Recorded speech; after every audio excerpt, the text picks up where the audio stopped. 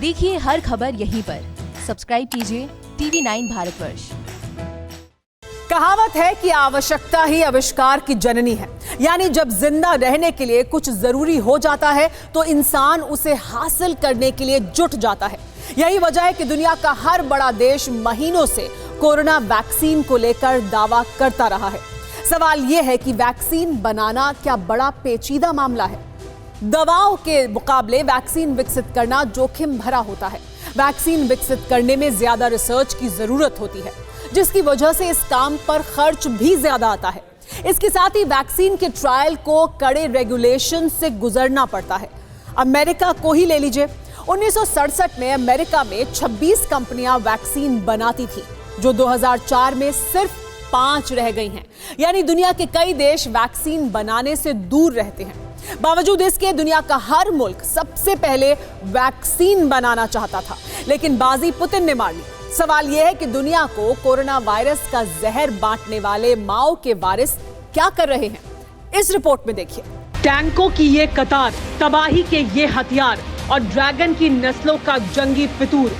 दुनिया जब कोरोना की वैक्सीन मिलने से थोड़ी राहत महसूस कर रही है, तब ड्रैगन की नस्लें दुनिया को एक और त्रासदी के मुहाने पर ला चुकी हैं।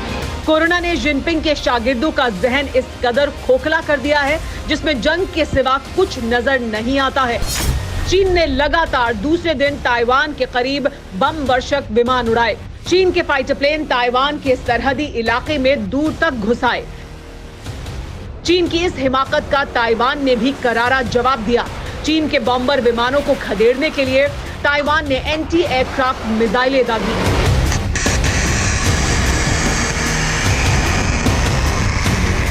अपने फाइटर जेट उड़ाए, जिसके बाद चीनियों ने ताइवान की सरहद से दफा होने में ही भलाई कर 24 घंटे पहले भी चीन ने ताइवान के करीब अपने सबसे घातक J-11 फाइटर प्लेन भेज दिए थे, जिन्हें ताइवान ने वार्निंग देकर वापस भेजने को मजबूर कर दिया। सवाल यह है कि क्या चीन ताइवान पर कब्जा करने वाला है, या फिर ये फितूर अमेरिका को चिढ़ाने के लिए है?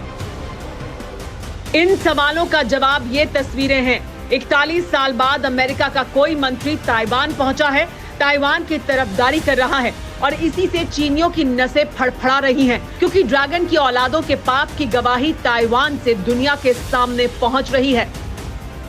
अमेरिका के सामने ही चीनियों की पाप की ये वो गवाही है जिसका तमाशा ताइवान दशकों से देख रहा है।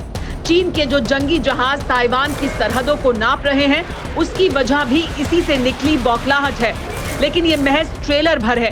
चीनियों की असली साजिश 2 दिन बाद शुरू होने वाली है। ताइवान के करीब चीन ने सबसे बड़ी एक्सरसाइज की तैयारी कर ली है। 11 से 16 अगस्त तक होने वाली इस ड्रिल के लिए चीनी फौज कूच कर चुकी है।